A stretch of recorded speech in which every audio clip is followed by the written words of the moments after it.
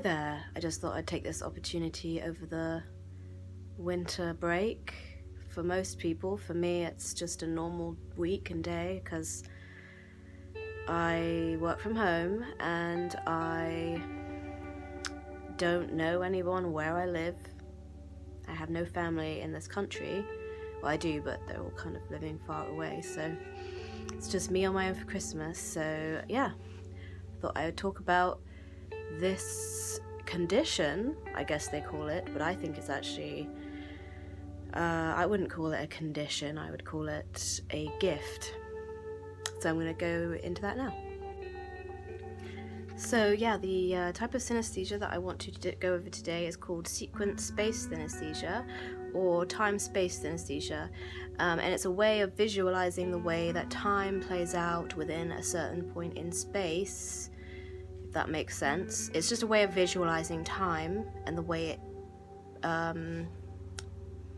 time will progress or move forward or whatever.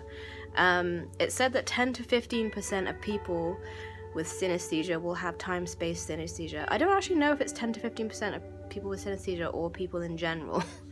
I think it's just people with synesthesia have this, but as many as 10 to 15% of people have this, and it makes it one of the most common types of synesthesia, actually. If you have one type of synesthesia, it's likely that you have a couple of other types. I have 2 other types of synesthesia that I know of, so I'll go into those as well, but it's also 3 times more common in people with autism, which is interesting. I was recently diagnosed with an autism spectrum disorder at 34 years old, and it really helps to explain things a little bit, but actually it makes sense because your brain is wired differently neurologically when you have autism, and so it's likely that it's going to create certain types of symptoms of synesthesia, and it is also nice for me to find out because I've had all these random symptoms, my traits, my whole life, and didn't know till now what was causing it or what the reason was. And actually finding out I had synesthesia was one of the reasons which led me to realize I was autistic, was because I knew there was a link. I'm not sure I can't remember if it was because I read it or I just put the 2 and 2 together, but anyway, so I'm going to go into now what it looks like to have this type of synesthesia. So just now I was trying to explain like what it meant to have synesthesia, like this type of synesthesia. What I was trying to say is it's one way to visualize the way, it's one way to understand the way time looks. So time has a look, and it's the way that you visualize time passing. So that's basically what I was trying to say. But anyway, so when you have time-space synesthesia, you will, generally speaking, I talked to my brother about the way I asked him, how do you see time passing? And he said he often just sees it as one day to the next, like kind of like on a calendar. Like he said he'll kind of just see the one day happening after the next, like kind of just like on a normal calendar. Whereas when you have this type of synesthesia, it's likely that you will see the calendar months as a loop around your body that you will be, I guess you're walking around the loop as the months pass. So I kind of drew a tiny diagram. It's a bit rubbish, but it looks like a loop, and I drew myself there on November because that's when I was born. July's at the top usually for me, November will be at the bottom, and it'll be like kind of like a loop that you'll see within space, and usually you will be going around the segments, which I put here, which will be the different months. The months will often have a colour. For me, yeah, it's various different colours, and often sometimes instead of a colour it will just be like a memory and I'll see certain like weathers or textures and things like that, and yeah, it looks like that. So you'll be kind of travelling around the loop as the months pass, and the other way that this can also, I count numbers as going up in a diagonal. Excuse me, sorry about my cough. And it'll often be kind of like a diagonal going up, and then it'll plateau at a certain point, and then diagonal again. Usually when it hits hits 10, 20, 30, etc. And usually up to 10, there'll be a white background, and the numbers will be usually an indigo color. But it depends. Like if I'm just visualizing one number in particular, it can have a different color. Like 7 is always yellow, and 6 will be indigo. 3 is red.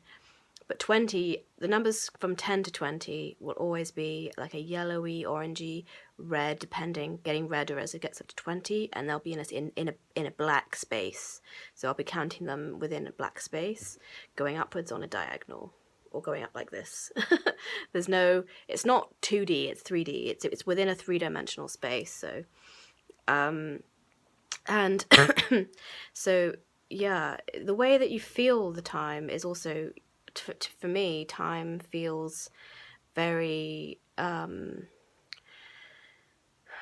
not linear, but it does in a way. But it's like with this type of synesthesia, it's very easy to imagine an event that happened in your past as though it's happening in front of you. So it's almost tangible, like you can reach into it, or the event is literally that was happening in the past is happening in front of you, and you can see it in front of you, and you are part of that experience again, as though it's in front of you. So the time that was over here is like suddenly put in front. I don't even know how to explain it, but I guess the way I see time now too is that it's like a 3-dimensional object. It's like a sphere.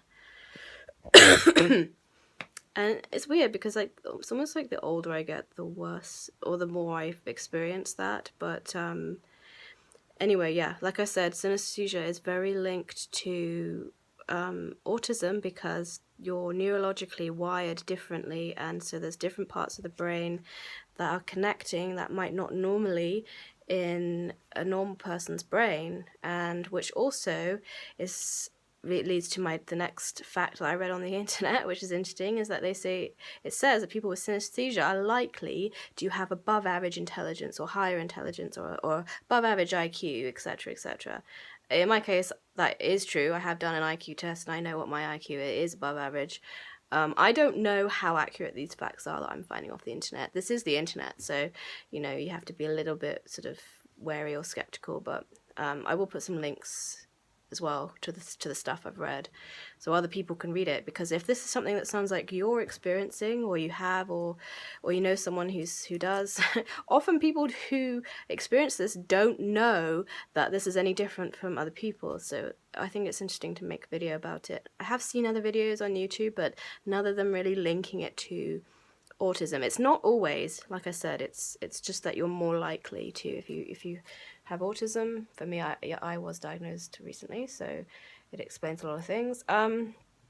So anyway, I think I'll conclude my video there. I think I've covered everything. I might do some other videos on it too, but yeah, actually no, sorry, like I said, if you have this type of synesthesia, it's likely you will have other types. For me, yeah, I do see colours when I hear music, and I see certain numbers or letters as colours, and I also have a condition called misophonia. I don't know if that's the correct pronunciation, but it's kind of like an extreme reaction to certain noises or sounds, like either a rage response or like an OCD type of response in your body, which I've always had, which I didn't realise. I never knew what it was, and I never brought it up with any doctors or psychiatrists or anything because I thought that they would think I was literally insane. So when I stumbled across this information, I was actually really happy because I was like, oh my god, I'm not the only person in the world. I think it was actually even on Reddit. I wasn't on Reddit, but it was a link that I was led to in Reddit about this condition. And so anyway, yeah, it's very interesting. And then that led me to other links explaining other types, saying that misophonia is actually a type of synesthesia, and it led me to links with other types of synesthesia that you will likely have if you have one type. But I think you can just have one type, but it's cross-wiring in your brain, so it's likely your senses might merge in some way. So I've kind of used this to an interesting advantage, and I've always been very interested in learning about physics and space and quantum physics, things like that. So I'm trying to use this in a way that I can like helps me understand those things better. I'm also a musician, so maybe it plays into that. I'm writing a book, and I feel like that this kind of theme will plays into that as well, the way I experience time. So hopefully this was an interesting video for you. If you liked it, please subscribe and give it a thumbs up. Phone keeps cutting out. I'm probably gonna make a video covering the other types of conditions that can occur along with autism as well. So stay tuned for that. Thanks for watching, and I'll see you soon.